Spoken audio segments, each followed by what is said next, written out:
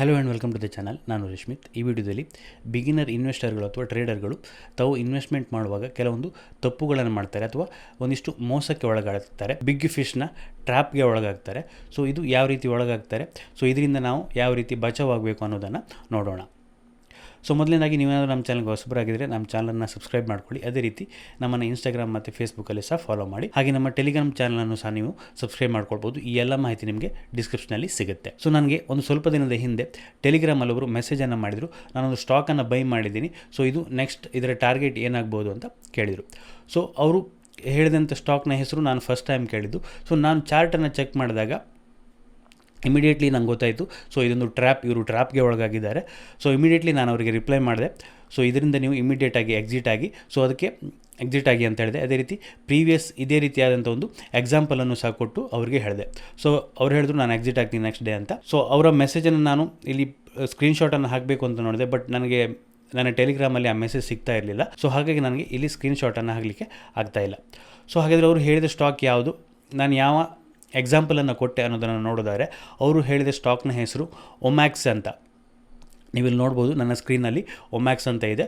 So ಅವರು 22 June ಸ್ಟಾಕ್ನ price 212 ಇರುವಾಗ ನನಗೆ ಮೆಸೇಜ್ ಮಾಡಿದರು. ಸೊ 212 ಅವರ ಬೈಯಿಂಗ್ ಪ್ರೈಸ್ ಆಗಿತ್ತು. ಸೊ ನಾನು ಇವತ್ತು ಪರ್ಚೇಸ್ ಮಾಡಿದ್ದೀನಿ, ಸೊ ನೆಕ್ಸ್ಟ್ ಸ್ಟಾಕ್ ಏನಾಗ್ಬೋದು ಅಂತ. ಇಮಿಡಿಯೇಟ್ಲಿ ನಾನು ಅವರಿಗೆ ರಿಪ್ಲೈ ಮಾಡಿದ್ದು, ಇಮಿಡಿಯೇಟ್ಲಿ ಸ್ಟಾಕಿಂದ ಎಕ್ಸಿಟ್ ಆಗಿ ಇಲ್ಲಿ ಒಂದು ಟ್ರ್ಯಾಪ್ ಆಗ್ತಾ ಇದ್ದೀರಾ ಅಂತ. ಸೊ ರೀಸನ್ ಏನು ನಾನು ಹೀಗೆ ಹೇಳಲಿಕ್ಕೆ, ಯಾವುದೊಂದು ಚಾರ್ಟನ್ನು ನೀವು ಓಪನ್ ಮಾಡಿದಾಗ ಆ ಚಾರ್ಟ್ನ ಮೂಮೆಂಟನ್ನು ನೋಡಿ. ಸೊ ಇಲ್ಲಿವರೆಗೂ ಈ ಚಾರ್ಟ್ನ ಮೂಮೆಂಟ್ ನೋಡಿ, ಇದೊಂದು ಲೋ ವಾಲ್ಯೂಮ್ ಸ್ಟಾಕ್ ಗೊತ್ತಾಗುತ್ತೆ ನಿಮಗೆ. ಓಪನ್ ಆಗುತ್ತೆ, ನೆಕ್ಸ್ಟ್ ಕೆಳಗೆ ಬರುತ್ತೆ. ಪ್ರತಿಯೊಂದು ಕ್ಯಾಂಡಲ್ಗಳು ನೋಡಿ ಒಂಥರ ಅನ್ಯೂಶುವಲ್ ಕ್ಯಾಂಡಲ್ಗಳು, ರೆಡ್ ಕ್ಯಾಂಡಲ್ಗಳಿರುತ್ತೆ. ಸೊ ಇಲ್ಲಿ ನೋಡ್ಬೋದು ನೀವು, ಪ್ರತಿದಿನ ಈ ರೀತಿ ಅನ್ಯೂಶುವಲ್ ಕ್ಯಾಂಡಲ್ಗಳು ಇಲ್ಲಿ ಬರ್ತಾ ಇರುತ್ತೆ. ಸೊ ಅದಾದ ನಂತರ ಸಡನ್ನಾಗಿ ಏನಾಗುತ್ತೆ, ಒಂದು ದಿನ ಸ್ಟಾಕ್ ರೈಸ್ ಆಗಲಿಕ್ಕೆ ಸ್ಟಾರ್ಟ್ ಆಗುತ್ತೆ. ರೈಸ್ ಆಗ್ತಾ ಇರುತ್ತೆ ನೋಡಿ. ಯಾವುದೇ ಒಂದು ರೆಡ್ ಕ್ಯಾಂಡಲ್ ಇಲ್ಲ. ನಾರ್ಮಲ್ ಸ್ಟಾಕಲ್ಲಿ ಏನಾಗುತ್ತೆ, ಒಂದಿಷ್ಟು ಅಪ್, ನೆಕ್ಸ್ಟ್ ಡೌನ್, ಒಂದಿಷ್ಟು ಅಪ್, ಒಂದಿಷ್ಟು ಡೌನ್ ಮೂಮೆಂಟ್ ಇರುತ್ತೆ. ಬಟ್ ಇಲ್ಲಿ ನೋಡಿ, ಓಪನ್ ಆಗುತ್ತೆ, ಸ್ಟಾಕ್ ಪ್ರೈಸ್ ಮೇಲೆ ಹೋಗುತ್ತೆ, ಓಪನ್ ಲೋವನ್ನು ಮಾಡುತ್ತೆ, ಸ್ಟಾಕ್ ಪ್ರೈಸ್ ಮೇಲೆ ಹೋಗುತ್ತೆ. ಸೊ ನೋಡಿದಾಗ ಇಮಿಡಿಯೇಟ್ಲಿ ನಿಮ್ಗೆ ಅನಿಸುತ್ತೆ something is unusual, something is fishing ಅಂತ. ಸೊ ಇಲ್ಲಿ ಹಾಗೆ ಈ ರೀತಿ ಒಂದು ರೇಂಜಲ್ಲಿ ಟ್ರೇಡ್ ಆಗ್ತಾ ಇದ್ದ ಒಂದು ಸ್ಟಾಕ್, ನಾರ್ಮಲಾಗಿ ಈ ಸ್ಟಾಕ್ ಎಲ್ಲೂ ನಿಮಗೆ ಹೆಸರಿಗೆ ಕೇಳಲಿಕ್ಕೆ ಬರೋದ, ಈವನ್ ಮೀಡಿಯಾದಲ್ಲಿ ಅಥವಾ ನಾರ್ಮಲಾಗಿ ಡೈಲಿ ಹೈ ಗೈನರ್ ಅಥವಾ ಹೈ ಲೂಸರ್ ಲಿಸ್ಟಲ್ಲಿ ಈ ಸ್ಟಾಕ್ಗಳು ನಿಮಗೆ ನಾರ್ಮಲಾಗಿ ಸಿಗೋದಿಲ್ಲ. ಸೊ ಹಾಗಿರುವಂಥ ಒಂದು ಸ್ಟಾಕ್ ಈ ರೀತಿ ಸಡನ್ನಾಗಿ ಮೂವ್ಮೆಂಟ್ ಆಗ್ತಾ ಇರಬೇಕಾದ್ರೆ ಸಮಥಿಂಗ್ ಏನೋ ನ್ಯೂಸ್ ಇರಬೇಕು. ನೀವು ಫಂಡಮೆಂಟಲನ್ನು ಚೆಕ್ ಮಾಡಿ, ಫಂಡಮೆಂಟಲಲ್ಲಿ ಏನು ಚೇಂಜಸ್ ಆಗಲಿಲ್ಲ ಅಂತ ಹೇಳಿದರೆ ಈ ರೀತಿ ಮೂಮೆಂಟ್ ಆಗಲಿಕ್ಕೆ ಚಾನ್ಸ್ ಇಲ್ಲ. ಈವನ್ ಫಂಡಮೆಂಟಲ್ಲಿ ಚೇಂಜಸ್ ಆದರೂ ಕೂಡ ಈ ರೀತಿ ಒಂದು ಮೂಮೆಂಟ್, ಯಾವುದೇ ರೆಡ್ ಕ್ಯಾಂಡಲ್ ಇಲ್ಲ, ಪ್ರತಿದಿನ ಸ್ಟಾಕ್ ಓಪನ್ ಆಗುತ್ತೆ, ಅಪ್ ಹೋಗುತ್ತೆ, ಓಪನ್ ಆಗುತ್ತೆ, ಅಪ್ ಹೋಗುತ್ತೆ ಅಂತ ಹೇಳಿದರೆ ಸಮಥಿಂಗ್ ಈಸ್ ಫಿಶಿಂಗ್ ಅಂತ. ಸೊ ಅವರಿಗೆ ಇಮಿಡಿಯೇಟ್ಲಿ ನಾನು 212 ಅವರು ಬೈ ಮಾಡಿದ ದಿವಸ ನನಗೆ ಮೆಸೇಜ್ ಮಾಡಿದ್ರು. ಸೊ ಇಮಿಡಿಯೇಟ್ಲಿ ಹೇಳಿದೆ ನೀವು ಎಕ್ಸಿಟ್ ಮಾಡಿ. ಅವರು ಎಕ್ಸಿಟ್ ಮಾಡ್ತೇನೆ ಅಂತ ಹೇಳಿದ್ದಾರೆ. ಬಟ್ ಅವರು ಎಕ್ಸಿಟ್ ಮಾಡಿದ್ರೆ ಇಲ್ವ ಅಂತ ಕೇಳಲಿಕ್ಕೆ, ಸೊ ಅವರ ಹೆಸರು ನೆನಪಾಯಿತು. ಅದೇ ರೀತಿ ಮೆಸೇಜ್ ಸಹ ಡಿಲೀಟ್ ಆಯಿತು. ಇನ್ ಕೇಸ್ ನೀವೇನಾದರೂ ಆ ವಿಡಿಯೋ ವಾಚ್ ಮಾಡ್ತಿದ್ರೆ ನನಗೆ ಟೆಲಿಗ್ರಾಮಲ್ಲಿ ಮೆಸೇಜ್ ಮಾಡಿ ತಿಳಿಸಿ. ಸೊ ಇಮಿಡಿಯೇಟ್ಲಿ ನಾನು ಅವ್ರನ್ನ ಎಕ್ಸಿಟ್ ಮಾಡಲಿಕ್ಕೆ ಹೇಳಿದ ನೆಕ್ಸ್ಟ್ 2 ಡೇಸಲ್ಲಿ ಸ್ಟಾಕ್ನ ಕತೆ ಏನಾಯಿತು ನೀವು ನೋಡ್ಬೋದು. ಇಮಿಡಿಯೇಟ್ಲಿ ಸ್ಟಾಕ್ 20% ಲೋವರ್ ಸರ್ಕಿಟನ್ನು ಹಿಟ್ ಆಗ್ತಾ ಹೋಯಿತು. ಸೊ ಸ್ಟಾಕ್ ಇಲ್ಲಿಂದ ರೈಸ್ ಆಗಲಿಕ್ಕೆ ಸ್ಟಾರ್ಟ್ ಆಗುತ್ತೆ. 154ಇಂದ 220ವರೆಗೂ, 221ವರೆಗೂ ರೈಸ್ ಆಗುತ್ತೆ. ಯಾವುದೇ ಒಂದು ರೆಡ್ ಕ್ಯಾಂಡಲ್ ಇಲ್ಲ. ಇಲ್ಲೊಂದು 2 ರೆಡ್ ಕ್ಯಾಂಡಲ್ ಬಿಟ್ಟರೆ ಪ್ರತಿದಿನ ಸ್ಟಾಕ್ ಅಪ್ ಹೋಗ್ತಾ ಇರುತ್ತೆ. ಇಮಿಡಿಯೇಟ್ಲಿ ಒಂದು ಶಾರ್ಪ್ 20% ಲೋವರ್ ಸರ್ಕಿಟ್ ಹಿಟ್ ಆಗುತ್ತೆ. ಈಗ ನೋಡಿದರೆ ಸ್ಟಾಕ್ನ ಪ್ರೈಸ್ 102. ಇಲ್ಲಿ ಯಾರೆಲ್ಲ ಎಂಟರ್ ಆಗಿದ್ದಾರೆ ಅವ್ರು ಯಾರಿಗೂ ಇಲ್ಲಿ ಎಕ್ಸಿಟ್ ಆಗಲಿಕ್ಕೆ ಆಗಿಲ್ಲ ಈ ಫಾಲಿಂದಾಗಿ. ಸೊ ಅವರು 212 ಎಂಟರ್ ಆಗಿದ್ದಾರೆ. ಸೊ ಅವರು ನೆಕ್ಸ್ಟ್ ಡೇ ಎಕ್ಸಿಟ್ ಆದರೆ, ಸೊ ಅವರು ಪ್ರಾಫಿಟಲ್ಲಿ ಎಕ್ಸಿಟ್ ಆಗ್ತಿದ್ರು. ಇನ್ ಕೇಸ್ ಅವರು ಆ ದಿನ ಎಕ್ಸಿಟ್ ಆಗಲಿಲ್ಲ ಅಂತ ಹೇಳಿದರೆ ಅವರು ಇವತ್ತು ಲಾಸಲ್ಲಿ ಇರ್ತಾಯಿದ್ರು. ಆಲ್ಮೋಸ್ಟ್ 50% ಅವರ ಕ್ಯಾಪಿಟಲ್ ಲಾಸ್ ಆಗ್ತಾಯಿತ್ತು. ಸೊ ಅವ್ರಿಗೆ ನಾನು ಒಂದು ಎಕ್ಸಾಂಪಲ್ ಕೊಟ್ಟೆ ಅಂತ ಹೇಳಿದೆ. ಸೊ ಅದು ಯಾವ ಚಾರ್ಟ್ ಅಂತ ನೋಡೋದಾದರೆ, ಅಗ್ರೋಫಾಸ್ ಅಂತ ಒಂದು ಕಂಪ್ನಿ. ಇಲ್ಲಿ ನೀವು ನೋಡ್ಬೋದು, ಇದೇ ರೀತಿ ಒಂದು ಅನ್ಯೂಶುವಲ್ ಚಾರ್ಟ್ ಈ ರೀತಿ ಇರುತ್ತೆ ನೋಡಿ. ಮೇಲೆ ಕೆಳಗೆ ಹೋಗ್ತಾ ಇರುತ್ತೆ. ಅನ್ಯೂಶುವಲ್ ಚಾರ್ಟ್, ನಿಮಗೆ ಚಾರ್ಟ್ ಓಪನ್ ಮಾಡಿದ್ರೆ ಗೊತ್ತಾಗುತ್ತೆ. ಚಾರ್ಟ್ನ ಮೂಮೆಂಟ್ ಬೇರೆ ಚಾರ್ಟ್ನ ರೀತಿಯಲ್ಲಿ ಇರೋದಿಲ್ಲ. ಫಾರ್ ಎಕ್ಸಾಂಪಲ್, ಬೇರೆ ಚಾರ್ಟ್ನ ಮೂಮೆಂಟನ್ನು ಕಂಪೇರ್ ಮಾಡೋದಾದರೆ, ಸೊ ನಾನು ಇಲ್ಲೊಂದು ಚಾರ್ಟನ್ನು ಹಾಕಿದ್ದೀನಿ ನೋಡಿ, ಡೈಲಿ ಚಾರ್ಟ್. ಇಲ್ಲಿ ನೋಡಿ ಸ್ಟಾಕ್ನ ಮೂಮೆಂಟ್, ಸ್ಟಾಕ್ ಮೇಲೆ ಹೋಗುತ್ತೆ, ಡೌನ್ ಬರುತ್ತೆ, ಮೇಲೆ ಹೋಗುತ್ತೆ, ಡೌನ್ ಬರುತ್ತೆ. ಬಟ್ ಈ ಕೇಸಲ್ಲಿ ಏನಾಗಿದೆ, ಒಂದಿಷ್ಟು ದಿನ ಸ್ಟಾಕ್ ಯಾವ ರೀತಿ ಇದೆ ನೋಡಿ, ಓಪನ್ ಆಗುತ್ತೆ, ಮೇಲೆ ಹೋಗುತ್ತೆ. ಕ್ಯಾಂಡಲ್ಗಳು ನಿಮಗೆ ನಾರ್ಮಲ್ ಆಗಿ ತೋರೋದಿಲ್ಲ. ಸಿಂಪಲ್ ಲಾಜಿಕ್ ಅಪ್ಲೈ ಮಾಡಬೇಕಾಗಿರುವಂಥದ್ದು ಇಷ್ಟೇ. ಸ್ಟಾಕ್ ಹೇಗೆ ಟ್ರೇಡ್ ಆಗ್ತಾಯಿದೆ, ಸ್ಟಾಕಲ್ಲಿ ವಾಲ್ಯೂಮ್ ಇದೆಯಾ ಅಂತ. ಇದು ನೀವು ನೋಡ್ತಾ ಇರುವಂಥದ್ದು ಅದಾನಿ ಪೋರ್ಟ್ಸ್ನ ಚಾರ್ಟ್. ಇಲ್ಲಿ ನೀವು ನೋಡ್ಬೋದು ಸ್ಟಾಕ್ನ price movement up and down ಹೋಗ್ತಾ ಇದೆ. ಓಪನ್ ಆದ ನಂತರ ಒಂದಷ್ಟು ದಿನ ಮೇಲೆ ಹೋಗುತ್ತೆ, ಒಂದಷ್ಟು ದಿನ ಕೆಳಗೆ ಹೋಗುತ್ತೆ. ಕ್ಯಾಂಡಲ್ಗಳು ನಾರ್ಮಲ್ ಆಗಿದೆ. ಇಲ್ಲಿ ಕ್ಯಾಂಡಲ್ಗಳು ನಿಮ್ಮ ನಾರ್ಮಲ್ ಕ್ಯಾಂಡಲಿಸ್ಟಿಕ್ ರೀತಿಯಲ್ಲಿ ಇರೋದಿಲ್ಲ. ಹಾಗೆ ಒಂದಿಷ್ಟು ಟೈಮ್ ಆದ ನಂತರ ಅಗ್ರಿ ಪೌಸಲ್ಲಿ ಏನಾಯಿತು, ಸೇಮ್ ಸ್ಟೋರಿ. ಸ್ಟಾಕ್ ಓಪನ್ ಆಗುತ್ತೆ, ಮೇಲೆ ಹೋಗುತ್ತೆ, ಓಪನ್ ಆಗುತ್ತೆ, ಮೇಲೆ ಹೋಗುತ್ತೆ, ಯಾವುದೇ ರೀತಿಯ ರೆಡ್ ಕ್ಯಾಂಡಲ್ ಇರೋದಿಲ್ಲ. And one fine day big crash. ಇಲ್ಲಿ ನೋಡಿ, ಈಗ ಲೋವರ್ ಸರ್ಕಿಟ್ ಹಿಟ್ ಆಗ್ತಾಯಿದೆ. ಇಲ್ಲಿ ಯಾರೆಲ್ಲ ಎಂಟರ್ ಆಗಿದ್ದಾರೆ ಅವರು ಯಾರಿಗೂ ಇಲ್ಲಿ ಎಕ್ಸಿಟ್ ಆಗಲಿಕ್ಕೆ ಆಗ್ತಾಯಿಲ್ಲ, ಯಾಕಂದರೆ ಸ್ಟಾಕ್ ಲೋವರ್ ಸರ್ಕಿಟನ್ನು ಹಿಟ್ ಆಗ್ತಾಯಿದೆ. ಯಾರೆಲ್ಲ ಇನ್ವೆಸ್ಟ್ಮೆಂಟ್ ಮಾಡಿದರೆ ತನ್ನ ಇನ್ವೆಸ್ಟ್ಮೆಂಟನ್ನು ಪೂರ್ತಿಯಾಗಿ ಕಳ್ಕೊಳ್ತಾರೆ ಈ ಸ್ಟಾಕ್ಗಳಲ್ಲಿ. ಸೊ ಈ ಕೇಸಲ್ಲಿಯೂ ಅಷ್ಟೇ, ಒಮ್ಯಾಕ್ಸಲ್ಲಿಯೂ ಅಷ್ಟೇ ಈ ದಿನ ಬಿಗ್ ಕ್ರ್ಯಾಶನ್ನು ಕೊಡುತ್ತೆ. ಇಲ್ಲಿ ಯಾರೆಲ್ಲ ಎಂಟರ್ ಆಗಿದ್ದಾರೆ ಅವ್ರಿಗೆ ಯಾರಿಗೂ ಸಹ ಇಲ್ಲಿ ಎಕ್ಸಿಟ್ ಆಗಲಿಕ್ಕೆ ಸಾಧ್ಯ ಆಗ್ತಾಯಿಲ್ಲ. ಸ್ಟಾಕ್ ಲೋವರ್ ಸರ್ಕಿಟನ್ನು ಹಿಟ್ ಆಗುತ್ತೆ. ಯಾಕೆ ಲೋವರ್ ಸರ್ಕಿಟ್ ಹಿಟ್ ಆಗುತ್ತೆ? ಅಲ್ಲಿ ಸಪ್ಲೈ ಜಾಸ್ತಿ ಬರುತ್ತೆ. ಸ್ಟಾಕ್ ಪ್ರೈಸ್ ಹೇಗೆ ಮೂವ್ ಆಗುತ್ತೆ? ಸಿಂಪಲ್ ಲಾಜಿಕ್ ಇಟ್ಕೊಳ್ಳಿ. ಡಿಮ್ಯಾಂಡ್ ಆ್ಯಂಡ್ ಸಪ್ಲೈ ಮೂಲಕ ಸ್ಟಾಕ್ನ ಪ್ರೈಸ್ ಮೂವ್ಮೆಂಟ್ ಆಗುತ್ತೆ. ಇನ್ ಕೇಸ್ ಸಪ್ಲೈ ಜಾಸ್ತಿ ಇದ್ದು ಡಿಮ್ಯಾಂಡ್ ಕಡಿಮೆ ಇದ್ದಾಗ ಸ್ಟಾಕ್ನ ಪ್ರೈಸ್ ಡೌನ್ ಬರುತ್ತೆ. ಸೊ ಇಲ್ಲಿ ಆಗ್ತಾ ಇರುವಂಥ ಕೇಸ್ ಅಷ್ಟೇ. ಪ್ರತಿಯೊಂದು ಸ್ಟಾಕ್ಗೂ ಲೋವರ್ ಸರ್ಕಿಟ್ ಮತ್ತು ಅಪ್ಪರ್ ಸರ್ಕಿಟ್ ರೇಂಜನ್ನು ಎಕ್ಸ್ಚೇಂಜ್ ಫಿಕ್ಸ್ ಮಾಡಿರುತ್ತೆ. ಆ ರೇಂಜ್ಗಿಂತ ಪ್ರೈಸ್ ಎಕ್ಸೀಡ್ ಆದಾಗ ಅಲ್ಲಿ ಟ್ರೇಡಿಂಗನ್ನು ಸ್ಟಾಪ್ ಮಾಡ್ತಾರೆ. ಇಲ್ಲಿ ಏನಾಗ್ತಾ ಇದೆ, ಬೆಳಿಗ್ಗೆ ಪ್ರೀ ಮಾರ್ಕೆಟ್ ಓಪನಲ್ಲಿ ಓಪನಿಂಗ್ ಪ್ರೈಸ್ ಏನು ಡಿಸೈಡ್ ಆಗುತ್ತೆ, ಆ ಪ್ರೈಸೇ ಈ ಲೋವರ್ ಸರ್ಕಿಟ್ ರೇಂಜನ್ನು ಹಿಟ್ ಆಗ್ತಾ ಇದೆ. ಸೊ ಆದ್ದರಿಂದ ಆ ದಿನ ಟ್ರೇಡನ್ನು ಆಗ್ತಾ ಇಲ್ಲ. ಸೊ ಅಲ್ಲಿ ಸ್ಟಾಕ್ ಟ್ರೇಡ್ ಆಗ್ತಾ ಇಲ್ಲ. ಪ್ರತಿದಿನ ಲೋವರ್ ಸರ್ಕಿಟ್ ಹಿಟ್ ಆಗ್ತಾ ಇದೆ, ಟ್ರೇಡಿಂಗ್ ನಡೀತಾ ಇಲ್ಲ. ಇಲ್ಲಿ ಲೋವರ್ ಸರ್ಕಿಟ್ ಹಿಟ್ ಆಗದ ದಿನ ಇನ್ ಕೇಸ್ ಏನಾದರೂ ಬೈಯಿಂಗ್ ಬಂದರೆ ಮಾತ್ರ ನೆಕ್ಸ್ಟ್ ಟ್ರೇಡಿಂಗ್ ಓಪನ್ ಆಗುತ್ತೆ. ಸೊ ಫುಲ್ ಸೆಲ್ಲಿಂಗ್ ಪ್ರೆಷರ್ ಇರೋದ್ರಿಂದ ಸ್ಟಾಕಲ್ಲಿ ಲೋವರ್ ಸರ್ಕಿಟ್ ಹಿಟ್ ಆಗ್ತಾಯಿದೆ. ಯಾರಿಗೂ ಇಲ್ಲಿ ಎಂಟರ್ ಆದವರಿಗೆ ಎಕ್ಸಿಟ್ ಆಗಲಿಕ್ಕೆ ಆಗ್ತಾಯಿಲ್ಲ. ಸೊ ಹೀಗಾಗಲಿಕ್ಕೆ ಕಾರಣ ಏನು? ಸೊ ಇದು ಕಂಪ್ಲೀಟಾಗಿ ಈ ರೀತಿ ಸ್ಟಾಕ್ಗಳಲ್ಲಿ ಒಂದಿಷ್ಟು ಮ್ಯಾನಿಪುಲೇಟನ್ನು ಮಾಡಿ ಸ್ಟಾಕ್ನ ಪ್ರೈಸನ್ನು ಆರ್ಟಿಫಿಷಿಯಲ್ ಆಗಿ ರೈಸ್ ಮಾಡಿ ಒಂದಿನ ಸ್ಟಾಕಿಂದ ಅಮೌಂಟನ್ನು ಬಿಗ್ ಫಿಶ್ ಅಥವಾ ಬಿಗ್ ಇನ್ವೆಸ್ಟರ್ ಅಥವಾ ಯಾವುದೊಂದಿಷ್ಟು ಹಣ ಇದ್ದವರು ಆ ದಿನ ಅಮೌಂಟನ್ನು ಒಂದಿಷ್ಟು ಕ್ವಾಂಟಿಟಿಯನ್ನು ಸೆಲ್ ಮಾಡಿದಾಗ ಈ ರೀತಿ ಫಾಲ್ ಆಗುತ್ತೆ. ಏನಾಗುತ್ತೆ ಅಂತ ಹೇಳಿದ್ರೆ, ಒಂದಿಷ್ಟು ಹಣ ಇದ್ದವರು ಆಪರೇಟರ್ಗಳು ಇರ್ಬೋದು, ಇವರು ಏನು ಮಾಡ್ತಾರೆ, ಒಂದಿಷ್ಟು ಟಿಪ್ಸ್ ಕೊಡುವವರಿಗೆ ಹಣವನ್ನು ಕೊಡ್ತಾರೆ. ಅವರಿಗೆ ರೀಟೇಲರ್ಗಳಿಗೆ ಈ ಸ್ಟಾಕನ್ನು ಬೈ ಮಾಡಲಿಕ್ಕೆ ಟಿಪ್ಸ್ ಕೊಡಿ ಅಂತ ಹೇಳ್ತಾರೆ. ಅದೇ ರೀತಿ ಅವರು ಸಹ ಈ ರೀತಿ ಲೋ ವಾಲ್ಯೂಮ್ ಇರುವ ಸ್ಟಾಕಲ್ಲಿ ಇನ್ವೆಸ್ಟ್ಮೆಂಟ್ ಅಥವಾ ಟ್ರೇಡಿಂಗನ್ನು ಪರ್ಚೇಸನ್ನು ಮಾಡ್ತಾರೆ. ಈ ರೀತಿ ಲೋ ವಾಲ್ಯೂಮ್ ಇರುವ ಸ್ಟಾಕಲ್ಲಿ ಟ್ರೇಡಿಂಗನ್ನು ಮಾಡಿದಾಗ ಏನಾಗುತ್ತೆ, ಸ್ಟಾಕನ್ನು ಪ್ರೈಸನ್ನು ಮ್ಯಾನಿಪುಲೇಟ್ ಮಾಡೋದು ತುಂಬ ಈಸಿ ಆಗುತ್ತೆ. ಸ್ವಲ್ಪ ಬೈಯಿಂಗ್ ಬಂದರೂ ಕೂಡ ಸ್ಟಾಕ್ನ ಪ್ರೈಸ್ ಅಪ್ ಆಗ್ತಾ ಹೋಗುತ್ತೆ. ಸೊ ಅವ್ರೇನು ಮಾಡ್ತಾರೆ, ಒಂದಿಷ್ಟು ಕ್ವಾಂಟಿಟಿಯನ್ನು ತಾವು ಬೈ ಮಾಡ್ತಾರೆ. ಅದೇ ರೀತಿ ಟಿಪ್ಸ್ ಪ್ರೊವೈಡರ್ಗೆ ಹೇಳಿ ಸ್ಟಾಕ್ಸನ್ನು ರೆಕಮೆಂಡ್ ಮಾಡಲಿಕ್ಕೆ ಹೇಳ್ತಾರೆ. ಸೊ ಅವರು ಅಷ್ಟೇ ರೆಕಮೆಂಡ್ ಮಾಡ್ತಾರೆ. ಸೊ ಜನರು ನೋಡ್ತಾರೆ ಸ್ಟಾಕ್ನ ಪ್ರೈಸ್ ಅಪ್ ಹೋಗ್ತಾ ಇದೆ, ಸೊ ತಾವು ಬೈ ಮಾಡ್ತಾರೆ. ಇವರು ಡೈಲಿ ಬೈ ಮಾಡ್ತಾರೆ ಒಂದಿಷ್ಟು ದಿನ. ಅದೇ ರೀತಿ ರಿಟೇಲ್ಗಳು ಬೈ ಮಾಡಿದಾಗ ಒಂದಿಷ್ಟು ಡಿಮಾಂಡ್ ಕ್ರಿಯೇಟ್ ಆಗಿ ಸ್ಟಾಕ್ನ ಪ್ರೈಸ್ ಮೇಲೆ ಹೋಗ್ತಾ ಇರುತ್ತೆ. ಒನ್ ಫೈನ್ ಡೇ ಅವ್ರೇನು ಮಾಡ್ತಾರೆ, ಸ್ಟಾಕ್ ಪ್ರೈಸ್ ಒಂದಷ್ಟು ಮೇಲೆ ಹೋದಾಗ ಅವರು ಇಮಿಡಿಯೇಟಾಗಿ ತನ್ನ ಎಲ್ಲ ಕ್ವಾಂಟಿಟಿಯನ್ನು ಸೆಲ್ ಮಾಡಿರ್ತಾರೆ. ರಿಟೇಲರ್ಗಳಿಗೆ ಈ ಇನ್ಫಾರ್ಮೇಷನ್ ಇರೋದಿಲ್ಲ. ಸೊ ಅವರು ಸೆಲ್ ಮಾಡಿದಾಗ ಒಂದಿಷ್ಟು ಸಪ್ಲೈ ಬರುತ್ತೆ. ಇಮಿಡಿಯೇಟ್ಲಾಗಿ ಸ್ಟಾಕ್ ಲೋವರ್ ಸ್ಟಾಕ್ ಕ್ರ್ಯಾಶ್ ಆಗುತ್ತೆ. ಸೊ ಅವರು ಈ ರೀತಿ ಲೋವರ್ ಲೆವೆಲಲ್ಲಿ ಬೈಯಿಂಗ್ ಮಾಡಿ ಆರ್ಟಿಫಿಷಿಯಲ್ ಬೈಯಿಂಗನ್ನು ಕ್ರಿಯೇಟ್ ಮಾಡಿದವರು ಪ್ರಾಫಿಟನ್ನು ಮಾಡ್ಕೊಂಡು ಹೊರಗೆ ಬರ್ತಾರೆ. ಬಟ್ ನಮ್ಮಂಥ ರಿಟೇಲ್ ಕ್ಲೈಂಟ್ಗಳು ಏನಾಗ್ತಾರೆ, ಇಲ್ಲಿ ಟ್ರ್ಯಾಪ್ ಆಗ್ತೀವಿ. ಇಲ್ಲಿ ಈ ರೀತಿ ಸ್ಟಾಕ್ಗಳಲ್ಲಿ ಸಿಕ್ಕಾಕೊಂಡು ತಮ್ಮ ಇನ್ವೆಸ್ಟನ್ನು ಕಳ್ಕೊಳ್ತೀವಿ. ಸೊ ನೀವು ಯಾವುದೇ ಒಂದು ಸ್ಟಾಕನ್ನು ಬೈ ಮಾಡಬೇಕಾದ್ರೆ ಸಿಂಪಲ್ ಲಾಜಿಕನ್ನು ಅಪ್ಲೈ ಮಾಡಿ ಅಂತ ಹೇಳಿದೆ. ಅವರಿಗೂ ಹೇಳಿದ್ದು ಅಷ್ಟೇ. ಫಸ್ಟ್ ನೀವು ಚಾರ್ಟನ್ನು ಓಪನ್ ಮಾಡಿ. ಚಾರ್ಟ್ ಯಾವ ರೀತಿ ಕ್ಯಾಂಡಲ್ಗಳು ಯೂಶ್ವಲ್ ನಾರ್ಮಲ್ ಕ್ಯಾಂಡಲ್ ರೀತಿಯಲ್ಲಿ ಇದೆಯಾ ನೋಡ್ಕೊಳ್ಳಿ. ಸಿಂಪಲ್ ನೀವು ನಿಫ್ಟಿ ಚಾರ್ಟನ್ನೇ ಕಂಪೇರ್ ಮಾಡಿ ಅಥವಾ ಬೇರೆ ಯಾವುದೇ ಲಿಕ್ವಿಡ್ ಸ್ಟಾಕ್ ನಿಫ್ಟಿ 50ಯಲ್ಲಿರುವ ಚಾರ್ಟನ್ನು ಕಂಪೇರ್ ಮಾಡಿ. ಅಲ್ಲಿ ಚಾರ್ಟಿಗೂ ಇಲ್ಲಿರುವ ಚಾರ್ಟ್ಗೂ ಡಿಫ್ರೆನ್ಸ್ ಏನು ಅಂತ ನೋಡಿ. ನಿಮಗೆ ಏನಾದರೂ ಅನ್ಯೂಶ್ವಲ್ ಅನಿಸಿದರೆ ಆ ಚಾರ್ಟನ್ನು ಬೈ ಮಾಡಲಿಕ್ಕೆ ಹೋಗಬೇಡಿ. ಇಲ್ಲಿ ನಿಮಗೆ ಕ್ಲಿಯರಾಗಿ ಗೊತ್ತಾಗುತ್ತೆ. ನಾರ್ಮಲ್ ಯಾವ ಚಾರ್ಟಲ್ಲಿಯೂ ಈ ರೀತಿ ಕಂಟಿನ್ಯೂಸ್ ಆಗಿ ಗ್ರೀನ್ ಕ್ಯಾಂಡಲ್ ಫಾರ್ಮ್ ಆಗೋ ಸಾಧ್ಯತೆಯೇ ಇಲ್ಲ. ನಾರ್ಮಲಿ ಡಿಮಾಂಡ್ ಸಪ್ಲೈ ಇರುವಂಥ ಒಂದು ಕೌಂಟ್ರಲ್ಲಿ ಒಂದಿಷ್ಟು ಅಪ್ ಮೂವ್ ಆದಾಗ ಒಂದಿಷ್ಟು ರೆಡ್ ಕ್ಯಾಂಡಲ್ ಕ್ಲೀನಾಗಿ ಸಪ್ಲೈ ಬರುತ್ತೆ, ರೆಡ್ ಕ್ಯಾಂಡಲ್ ಬರಲೇಬೇಕಾಗತ್ತೆ. ಇಲ್ಲಿ ಕಂಪ್ಲೀಟಾಗಿ ನೀವು ನೋಡ್ಬೋದು ಕ್ಲೀನ್ ಗ್ರೀನ್ ಕ್ಯಾಂಡಲ್ಗಳು ಬರ್ತಾ ಇದೆ. ಸೊ ನೆಕ್ಸ್ಟ್ ಇಲ್ಲಿ ಎಕ್ಸಿಟ್ ಆದಾಗ ತುಂಬ ಸಪ್ಲೈ ಬಂತು, ಬಿಗ್ ಕ್ವಾಂಟಿಟಿ ಈ ರೇಂಜಲ್ಲಿ ಎಕ್ಸಿಟ್ ಆಯಿತು. So next lower circuit.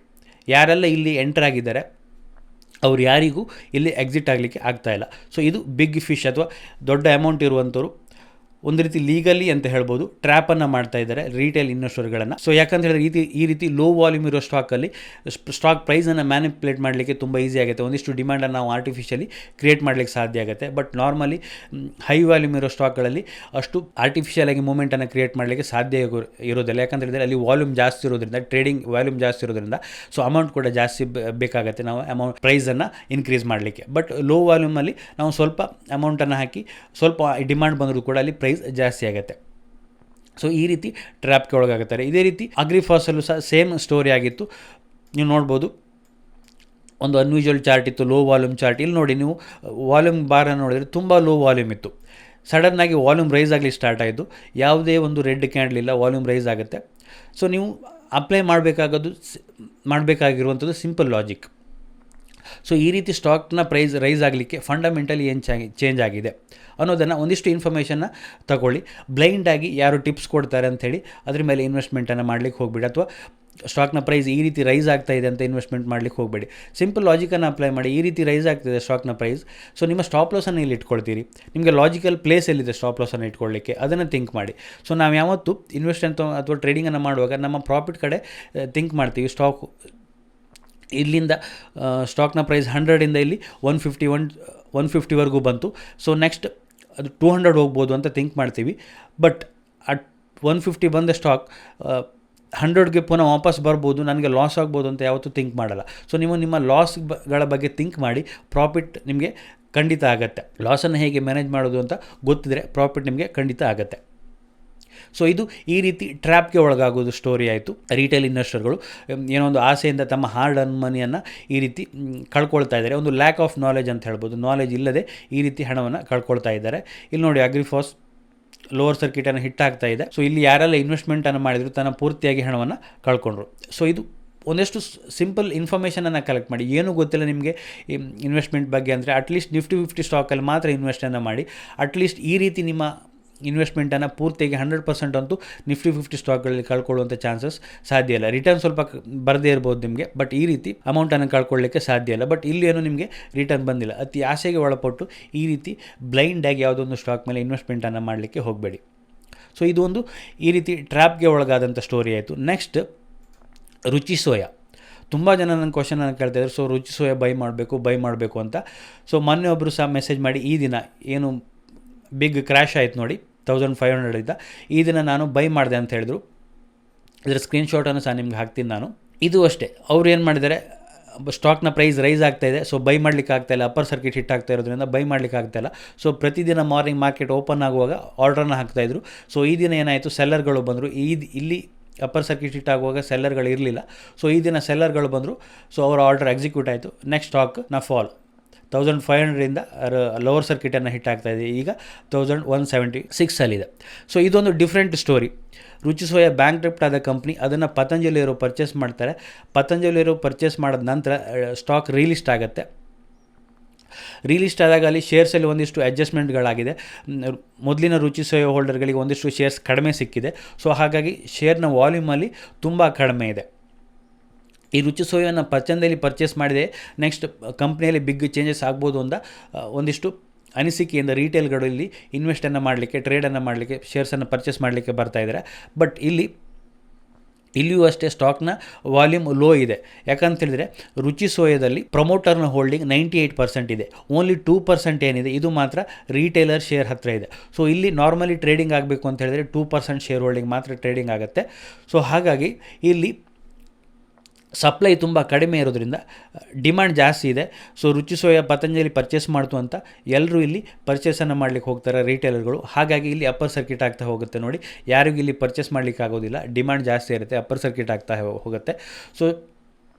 So retail ಟ್ರೇಡರ್ಗಳು ಅಥವಾ ಇನ್ವೆಸ್ಟರ್ಗಳು ಏನು ಥಿಂಕ್ ಮಾಡ್ತಾರೆ, ಸೊ ಸ್ಟಾಕ್ 16 ರೂಪೀಸಿಂದ ರೈಸ್ ಆಗ್ತಾ ಇದೆ. ಸೊ ಈಗ 1500ಗೆ ಬಂತು, ನಾನು ಆಪರ್ಚುನಿಟಿಯನ್ನು ಮಿಸ್ ಮಾಡಿಕೊಂಡೆ, ಸೊ ಇನ್ನೂ ಸ್ಟಾಕ್ ರೈಸ್ ಆಗುತ್ತೆ ಅಂತ ಇಲ್ಲೆಲ್ಲ ಬೈ ಮಾಡಲಿಕ್ಕೆ ಹೋದರು. ಅವರೀಗ ಟ್ರ್ಯಾಪ್ ಆಗಿದ್ದಾರೆ, ತಮ್ಮ ಇನ್ವೆಸ್ಟ್ಮೆಂಟನ್ನು ಕಳ್ಕೊಂಡಿದ್ದಾರೆ, ಹಾರ್ಡ್ ಅರ್ನ್ ಮನಿಯನ್ನು ಕಳ್ಕೊಂಡಿದ್ದಾರೆ. ಅಟ್ಲೀಸ್ಟ್ ಬೇಸಿಕ್ ಅಂಡರ್ಸ್ಟ್ಯಾಂಡನ್ನು ತಿಳ್ಕೊಳ್ಳಿ, ಅಟ್ಲೀಸ್ಟ್ ಶೇರ್ ಹೋಲ್ಡಿಂಗ್ ಪ್ಯಾಟರ್ನನ್ನು ತಿಳ್ಕೊಳ್ಳಿ, ಕಂಪ್ನಿ ಏನು ಮಾಡ್ತಾ ಇದೆ, ಕಂಪ್ನಿ ಪಾಸ್ಟಲ್ಲಿ ಏನಾಗಿದೆ ಅನ್ನೋದನ್ನು ತಿಳ್ಕೊಂಡು ಇನ್ವೆಸ್ಟ್ಮೆಂಟ್ ಮಾಡಿ. ನೀವು ರುಚಿ ಸೋಯಾ ಶೇರ್ ಹೋಲ್ಡಿಂಗ್ ಪ್ಯಾಟರ್ನನ್ನು ನೋಡೋದಾದರೆ ಇಲ್ಲಿ ಹೋಲ್ಡಿಂಗ್ಸಿಗೆ ಬಂದರೆ ನಿಮ್ಗೆ ಗೊತ್ತಾಗುತ್ತೆ. Promoter share holding as of March 2020ಗೆ 98.89% ಪ್ರಮೋಟರ್ ಶೇರ್ ಹೋಲ್ಡಿಂಗ್ ಇದೆ. ಅದೇ ರೀತಿ ಟೋಟಲ್ ಪ್ರಮೋಟರ್ ಶೇರ್ ಹೋಲ್ಡಿಂಗ್ ಏನಿದೆ ಇದು pledge. So promoter Ruchi Soya Patanjali Ruchi ಸೋಯನ್ನು ಪರ್ಚೇಸ್ ಮಾಡುವಾಗ ತನ್ನ ಶೇರ್ಸನ್ನು ಬ್ಯಾಂಕಿಗೆ ಪ್ಲೆಡ್ಜ್ ಮಾಡಿ ಆ ಅಮೌಂಟಿಂದ ರುಚಿ ಸೋಯನ್ನು ಪರ್ಚೇಸ್ ಮಾಡಿದ್ದಾರೆ. ಇಲ್ಲಿ ನೋಡ್ಬೋದು ಅದರ್ ಪಾರ್ಟಿಸಿಪೆಂಟಲ್ಲಿ ಶೇರ್ ಹೋಲ್ಡಿಂಗ್ ಪ್ಯಾಟರ್ನ್ ಇವತ್ತು 1.10%. ಇದು ಮಾತ್ರ ನಾರ್ಮಲ್ ಡೇ ಟು ಡೇಲಿ ಟ್ರೇಡಿಂಗಿಗೆ ಬರುವಂಥ ಸ್ಟಾಕ್ಗಳು. ಸೊ ಹೀಗಾಗಿ ಲೋ ಸಪ್ಲೈ ಇರೋದ್ರಿಂದ ಈ ರೀತಿ ಸ್ಟಾಕಲ್ಲಿ ಅಪ್ಪರ್ ಸರ್ಕಿಟ್ ಹಿಟ್ ಆಗ್ತಾ ಹೋಗ್ತಾ ಇದೆ. ಸೊ ಪ್ಲೀಸ್ ಅಂಡರ್ಸ್ಟ್ಯಾಂಡ್, ಈ ಬೇಸಿಕ್ಗಳನ್ನು ನೋಡ್ಕೊಳ್ಳಿ. ಇಲ್ಲಿ ನೀವು ನೋಡಿದರೆ ಇಲ್ಲಿ ನೋಡಿ, ಯಾವುದೇ ಡೊಮೆಸ್ಟಿಕ್ ಇನ್ಸ್ಟಿಟ್ಯೂಷನಲ್ ಹೋಲ್ಡಿಂಗ್ ಇಲ್ಲ, ಫಾರಿನ್ ಇನ್ಸ್ಟಿಟ್ಯೂಷನಲ್ ಹೋಲ್ಡಿಂಗ್ ಇಲ್ಲ. ಅವ್ರು ಯಾರು ಇದರಲ್ಲಿ ಹೋಲ್ಡಿಂಗೇ ಇಲ್ಲ ಅಂತ ಹೇಳಿದ್ರೆ ನಾವು ಮಾತ್ರ ಯಾಕೆ ಇದರಲ್ಲಿ ಹೋಲ್ಡಿಂಗ್ ಮಾಡಿ ಟ್ರ್ಯಾಪ್ ಆಗಬೇಕು? ಸೊ ನಮ್ಮ ಹಾರ್ಡ್ ಅರ್ನ್ ಮನಿಯನ್ನು ಯಾಕೆ ಕಳ್ಕೊಳ್ಬೇಕು? ಬೇಸಿಕ್ ಲಾಜಿಕನ್ನು ಅಪ್ಲೈ ಮಾಡ್ಕೊಳ್ಳಿ.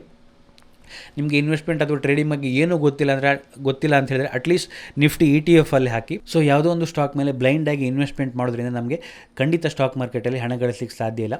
ಸ್ಟಾಕ್ ಮಾರ್ಕೆಟಲ್ಲಿ ಹಣವನ್ನು ಗಳಿಸಲಿಕ್ಕೆ ಒಂದಿಷ್ಟು ನಾಲೆಜ್ ಬೇಕಾಗುತ್ತೆ, ಪೇಷನ್ಸ್ ಬೇಕಾಗುತ್ತೆ. ಇಮಿಡಿಯೇಟ್ಲಿ ಯಾವುದೂ ಸಾಧ್ಯ ಇಲ್ಲ.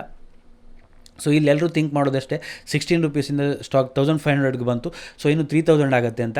ಸೊ ಅದನ್ನು ಥಿಂಕ್ ಮಾಡೋ ಬದಲು ಸ್ಟಾಕ್ 1500ಇಂದ 1000ಗೆ ಬಂದರೆ ಈ ಲೆವೆಲಲ್ಲಿ ನಾನು ಇನ್ವೆಸ್ಟ್ಮೆಂಟ್ ಮಾಡುವಾಗ 1500ಅಲ್ಲಿ ನಾನು ಇನ್ವೆಸ್ಟ್ಮೆಂಟ್ ಮಾಡುವಾಗ 1500ಇಂದ ಸ್ಟಾಕ್ನ ಪ್ರೈಸ್ 1000ಗೆ ಬಂದರೆ ನನಗೆ ಎಷ್ಟು ಲಾಸ್ ಆಗುತ್ತೆ ಅನ್ನೋದನ್ನು ಥಿಂಕ್ ಮಾಡಿದರೆ ಖಂಡಿತ ಈ ತಪ್ಪನ್ನು ನೀವು ಮಾಡಲಿಕ್ಕೆ ಹೋಗೋದಿಲ್ಲ. ಸೊ ಇಲ್ಲಿ ನಿಮಗೆ ಹೇಗೆ ಈ ಲೆವೆಲಲ್ಲಿ ನೀವು ಬೈ ಮಾಡಬೇಕು ಅಂತಿದ್ದು ಬೈ ಮಾಡಲಿಕ್ಕೆ ಆಗಲಿಲ್ಲವೋ ಅದೇ ರೀತಿ ನಿಮಗೆ ಇನ್ ಕೇಸ್ ಸ್ಟಾಕ್ನ ಪ್ರೈಸ್ ಕೆಳಗೆ ಬಂದರೆ ಸೆಲ್ ಮಾಡಲಿಕ್ಕೆ ಆಗೋದಿಲ್ಲ ಅನ್ನೋದು ಒಂದು ಮೈಂಡಲ್ಲಿ ಇಟ್ಕೊಂಡು ನೀವು ಇನ್ವೆಸ್ಟ್ಮೆಂಟ್ ಮಾಡಲಿಕ್ಕೆ ಹೋದರೆ ಖಂಡಿತ ಈ ರೀತಿ ಸ್ಟಾಕಲ್ಲಿ ಇನ್ವೆಸ್ಟ್ಮೆಂಟ್ ಮಾಡಲಿಕ್ಕೆ ಹೋಗೋದಿಲ್ಲ. ಫಸ್ಟ್ ನಿಮ್ಮ ಲಾಸನ್ನು ಥಿಂಕ್ ಮಾಡಿ. ಎಷ್ಟು ಇನ್ ಕೇಸ್ ಈ ಟ್ರೇಡಲ್ಲಿ ಅಥವಾ ಈ ಇನ್ವೆಸ್ಟ್ಮೆಂಟಲ್ಲಿ ನಾನು ಲಾಸ್ ಮಾಡ್ಕೊಂಡ್ರೆ ಎಷ್ಟು ಲಾಸ್ ಮಾಡ್ಕೊಳ್ತೀನಿ, ಆ ಲಾಸನ್ನು ತಡೆದುಕೊಳ್ಳುವಂಥ ಶಕ್ತಿ ನನಗಿದೆಯಾ ಅನ್ನೋದನ್ನು ಥಿಂಕ್ ಮಾಡಿ. ಸೊ ನಿಮ್ಮ ಟ್ರೇಡಿಂಗ್ ಅಥವಾ ಇನ್ವೆಸ್ಟ್ಮೆಂಟ್ ತನ್ನಿಂದ ತಾನಾಗೆ ಇಂಪ್ರೂವ್ ಆಗ್ತಾ ಹೋಗುತ್ತೆ. ಫಸ್ಟ್ ನಿಮ್ಮ ಲಾಸನ್ನು ಕೇರ್ ಮಾಡೋದನ್ನು ಕಲ್ತ್ಕೊಳ್ಳಿ, ಲಾಸನ್ನು ಮಿನಿಮೈಸ್ ಮಾಡೋದನ್ನು ಕಲ್ತ್ಕೊಳ್ಳಿ. ಟ್ರೇಡಿಂಗ್ ಅಥವಾ ಇನ್ವೆಸ್ಟ್ಮೆಂಟನ್ನು ಒಂದು ಬಿಸ್ನೆಸ್ ಆಗಿ ಥಿಂಕ್ ಮಾಡಿ, ಜಸ್ಟ್ ಗ್ಯಾಂಬಲ್ ರೀತಿ ಥಿಂಕ್ ಮಾಡಬೇಡಿ. ಸಪೋಸ್ ಇನ್ ಕೇಸ್ ನಿಮಗೆ ಯಾವುದೋ ಒಂದು ಬಿಸ್ನೆಸ್ಸನ್ನು ಸ್ಟಾರ್ಟ್ ಮಾಡಬೇಕು ಅಂತ ಉಂಟು ಅಂತ ಇಟ್ಕೊಳ್ಳಿ ನಿಮ್ಮ ಏರಿಯಾದಲ್ಲಿ. ಸೊ ನೀವು ಏನು ಮಾಡ್ತೀರಿ, ಇಮಿಡಿಯೇಟ್ಲಿ ಒಂದು 10 lakh ಇನ್ವೆಸ್ಟ್ಮೆಂಟನ್ನು ತೊಗೊಂಡು ಏನೂ ಆಲೋಚನೆ ಮಾಡದೆ ಇನ್ವೆಸ್ಟ್ಮೆಂಟ್ ಮಾಡಲಿಕ್ಕೆ ಹೋಗಲ್ಲ, ಅಲ್ಲಿ ಥಿಂಕ್ ಮಾಡ್ತೀರಿ. ಸೊ ನೀವು ಸ್ಟಾರ್ಟ್ ಮಾಡಬೇಕಾಗಿರೋ ಬಿಸ್ನೆಸ್ಗೆ ಇನಫ್ ಡಿಮಾಂಡ್ ಇದೆಯಾ, ಕಸ್ಟಮರ್ ಇದ್ದಾರಾ ಅನ್ನೋದನ್ನು ಎಲ್ಲ ಥಿಂಕ್ ಮಾಡಿ, ಅಲ್ಲಿ ಬೇರೆ ಯಾರು ಕಾಂಪಿಟೇಟರ್ ಇದ್ದಾರಾ ಅನ್ನೋದೆಲ್ಲ ಥಿಂಕ್ ಮಾಡಿ, ಬೇರೆ ಎಲ್ಲ ಫ್ಯಾಕ್ಟರ್ಗಳನ್ನು ಚೆಕ್ ಮಾಡಿ ಬಿಸ್ನೆಸ್ಸನ್ನು ಮಾಡಲಿಕ್ಕೆ ಹೋಗ್ತೀರಿ. ಸೇಮ್ ಅದೇ ರೀತಿ ಇನ್ವೆಸ್ಟ್ಮೆಂಟು ಕೂಡ ಅಷ್ಟೇ ಅದೇ ರೀತಿಯ ಒಂದು ಬಿಸ್ನೆಸ್. ನೀವು ಇನ್ವೆಸ್ಟ್ಮೆಂಟ್ ಮಾಡುವಾಗ ಅಥವಾ ಟ್ರೇಡ್ ಮಾಡುವಾಗ ಎಲ್ಲ ಫ್ಯಾಕ್ಟ್ರನ್ನು ಕನ್ಸಿಡರ್ ಮಾಡಬೇಕಾಗತ್ತೆ. ಇಮಿಡಿಯೇಟ್ಲಿ ಸ್ಟಾಕ್ ಮಾರ್ಕೆಟ್ ಅಂದ ತಕ್ಷಣ ಹಣ ಹಾಕಿದ ಕೂಡಲೇ ನೆಕ್ಸ್ಟ್ ನಿಮ್ಮ ಹಣ ಡಬಲ್ ಆಗೋದಿಲ್ಲ, ಅಲ್ಲಿ ನಿಮಗೆ ರಿಟರ್ನ್ ಬರೋ ಚಾನ್ಸಸ್ ಇರೋದಿಲ್ಲ. ಇದು ಕೂಡ ಅಷ್ಟೇ ಬೇರೆ ಬಿಸ್ನೆಸ್ ರೀತಿಯಲ್ಲಿ ಇಲ್ಲಿ ನಿಮಗೆ ಇನ್ಫಾರ್ಮೇಷನ್ ಬೇಕಾಗುತ್ತೆ, ನಾಲೆಜ್ ಬೇಕಾಗುತ್ತೆ. ಬೇರೆ ಬಿಸ್ನೆಸ್ ಮಾಡುವಾಗ ನಿಮಗೆ ಎಷ್ಟು ನಾಲೆಜ್ ಬೇಕು ಅದೇ ರೀತಿ ಈ ಬಿಸ್ನೆಸ್ಸಲ್ಲೂ ಕೂಡ ಅಷ್ಟೇ ನಾಲೆಜ್ ತುಂಬ ಇಂಪಾರ್ಟೆಂಟ್ ಆಗುತ್ತೆ. ನಾನು ಎಲ್ಲ ರಿಟೇಲ್ ಟ್ರೇಡರ್ಗಳಿಗೂ ಹೇಳೋದಷ್ಟೇ, ಮೊದಲನೇದಾಗಿ ನಾಲೆಜನ್ನು ತಗೊಳ್ಳಿ. ಏನೂ ಗೊತ್ತಿಲ್ಲದೆ ಏನೋ ಒಂದು ಅನ್ರಿಯಲಿಸ್ಟಿಕ್ ಎಕ್ಸ್ಪೆಕ್ಟೇಷನನ್ನು ಇಟ್ಕೊಂಡು ಸ್ಟಾಕ್ ಮಾರ್ಕೆಟ್ಗೆ ಬರಬೇಡಿ, ಅಟ್ಲೀಸ್ಟ್ ರಿಯಲಿಸ್ಟಿಕ್ ಆಗಿ ಬನ್ನಿ. ಸೊ ಇವತ್ತು ಇನ್ವೆಸ್ಟ್ ಮಾಡಿದ ಹಣ ನಾಳೆ ಡಬಲ್ ಆಗುತ್ತೆ, ಅಥವಾ ನಾನು ಒಂದಿಷ್ಟು ಹಣವನ್ನು ಶಾರ್ಟ್ ಟೈಮ್ ಆಫ್ ಸ್ಪ್ಯಾಮಲ್ಲಿ ಡಬಲ್ ಮಾಡ್ತೀನಿ ಅನ್ನೋ ಥಿಂಕಿಂದ ಮೈಂಡ್ಸೆಟ್ಟಿಂದ ಸ್ಟಾಕ್ ಮಾರ್ಕೆಟ್ಗೆ ಬರಬೇಡಿ, ರಿಯಲಿಸ್ಟಿಕ್ ಆಗಿರಿ. ಈ ರೀತಿ ನಾಲೆಜನ್ನು ತಗೊಂಡು ಅಥವಾ ಒಂದಿಷ್ಟು ಲಾಜಿಕನ್ನು ಅಪ್ಲೈ ಮಾಡಿ ಇನ್ವೆಸ್ಟ್ಮೆಂಟ್ ಅಥವಾ ಟ್ರೇಡನ್ನು ಮಾಡಿದರೆ ಮಾತ್ರ ಇಲ್ಲಿ ಹಣ ಮಾಡಲಿಕ್ಕೆ ಸಾಧ್ಯ ಇದೆ. ಇಲ್ಲ ಅಂತ ಹೇಳಿದ್ರೆ ಈ ರೀತಿ ಆಪ್ರೇಟರ್ಗಳು ಅಥವಾ ಈ ರೀತಿ ಮನಿ ಪವರ್ ಇರುವಂಥವರು ರೀಟೇಲರ್ಗಳನ್ನು ಖಂಡಿತವಾಗಿ ಟ್ರ್ಯಾಪ್ ಮಾಡ್ತಾರೆ, ಅಲ್ಲಿ ಹಣವನ್ನು ಕಳ್ಕೊಳ್ಳುವಂಥ ಚಾನ್ಸಸ್ ಜಾಸ್ತಿ ಇರುತ್ತೆ. ನಾನು ತೋರಿಸಿದಂಥ ಈ ಒಮ್ಯಾಕ್ಸ್ ಅಥವಾ ಅಗ್ರಿಪೋಸ್ ಅಂತ ಕಂಪ್ನಿಗಳಲ್ಲಿ ಬ್ಲೈಂಡಾಗಿ ಇನ್ವೆಸ್ಟ್ಮೆಂಟ್ ಮಾಡೋದ್ರಿಂದ. ಸೊ ನನ್ನ ರಿಕ್ವೆಸ್ಟ್ ಇಷ್ಟೇ, ಅಟ್ಲೀಸ್ಟ್ ನಿಮ್ಗೆ ಏನೂ ಗೊತ್ತಿಲ್ಲ ಅಂತ ಹೇಳಿದ್ರೆ ಸಮಥಿಂಗ್ ಎಲ್ಲಿಯಾದರೂ ಒಂದು ನಾಲೆಜನ್ನು ಪಡಲಿಕ್ಕೆ ಟ್ರೈ ಮಾಡಿ. ನಿಮ್ಗೆ ಏನೂ ಗೊತ್ತಿದೆ ಇನ್ವೆಸ್ಟ್ಮೆಂಟ್ ಮಾಡೋದಕ್ಕಿಂತ ಅಟ್ಲೀಸ್ಟ್ ನಿಫ್ಟಿ ಬೀಸಲ್ಲಿ ಅಥವಾ ಮ್ಯೂಚುವಲ್ ಫಂಡಲ್ಲಿ ಹಾಕಿ, ಅಥವಾ ಯಾವುದೊಂದು ನಿಫ್ಟಿ 50 ಸ್ಟಾಕಲ್ಲಿ ಹಾಕಿ. ಈ ರೀತಿ ನೀವು ಹಣವನ್ನು ಕಳೆದುಕೊಳ್ಳೋದಿಲ್ಲ. ಆದಷ್ಟು ನಿಮ್ಮ ಹಾರ್ಡ್ ಅರ್ನ್ ಮನಿಯನ್ನು ಈ ರೀತಿ ಲಾಸ್ ಮಾಡ್ಕೊಳ್ಳೋದಿರುವಾಗ ನೋಡ್ಕೊಳ್ಳಿ, ಹಣವನ್ನು ಪ್ರೊಟೆಕ್ಟ್ ಮಾಡಿ. ಹಣ ಇದ್ದರೆ ಮಾತ್ರ ನೆಕ್ಸ್ಟ್ ನಮಗೆ ಅದರಿಂದ ರಿಟರ್ನನ್ನು ಪಡೀಲಿಕ್ಕೆ ಸಾಧ್ಯ ಇರುತ್ತೆ. ಸೊ ಹಣ ಇಲ್ಲದೆ ಅದರಿಂದ ನಮಗೆ ರಿಟರ್ನನ್ನು ಪಡೀಲಿಕ್ಕೆ ಸಾಧ್ಯ ಇಲ್ಲ. ಈ ರೀತಿ ಯಾರಾದರೂ ಟ್ರ್ಯಾಪ್ಗೆ ಒಳಗಾಗಿದ್ದರೆ ಕಮೆಂಟ್ ಮಾಡಿ. ಸೊ ಯಾವ ರೀತಿ ನೀವು ಈ ಸ್ಟಾಕ್ಗಳಲ್ಲಿ ಟ್ರ್ಯಾಪ್ಗೆ ಒಳಗಾಗಿದ್ದೀರಿ ಅಂತ. ನೆಕ್ಸ್ಟ್ ಟೈಮ್ ಇನ್ವೆಸ್ಟ್ಮೆಂಟ್ ಮಾಡುವಾಗ ಸ್ವಲ್ಪ ಥಿಂಕ್ ಮಾಡಿ, ಅಥವಾ ಒಂದಿಷ್ಟು ನಾಲೆಜ್ ಇದ್ದವ್ರ ಹತ್ರ ಕೇಳಿ. ಅಟ್ಲೀಸ್ಟ್ ನನಗೆ ಟೆಲಿಗ್ರಾಮಲ್ಲಿ ಅಥವಾ ಇನ್ಸ್ಟಾಗ್ರಾಮಲ್ಲಿ ಮೆಸೇಜ್ ಮಾಡ್ಬೋದು, ನಾನು ಜಸ್ಟ್ ಸಜೆಷನ್ ಕೊಡ್ತೀನಿ ಇನ್ವೆಸ್ಟ್ಮೆಂಟ್ ಮಾಡ್ಬೋದಾ ಬೇಡವಾ ಅಂತ. ಅದನ್ನಾದರೂ ಮಾಡಿ ನಿಮ್ಮ ಹಾರ್ಡ್ ಅರ್ನ್ ಮನಿಯನ್ನು ಕಳ್ಕೊಳ್ಬೇಡಿ. ಸೊ ಇದಿಷ್ಟು ಈ ವಿಡಿಯೋದಲ್ಲಿ. ನಿಮಗೇನಾದರೂ ಈ ವಿಡಿಯೋ ಇಷ್ಟ ಆಗಿದ್ರೆ ಲೈಕ್ ಮಾಡಿ, ನಿಮ್ಮ ಸಜೆಷನ್ಸನ್ನು ಕಮೆಂಟ್ ಮಾಡಿ. ಇನ್ನೂ ಹೆಚ್ಚಿನ ವಿಡಿಯೋಗಳಿಗಾಗಿ ನಮ್ಮ ಯೂಟ್ಯೂಬ್ ಚಾನಲನ್ನು ಸಬ್ಸ್ಕ್ರೈಬ್ ಮಾಡ್ಕೊಳ್ಳಿ. Thank you.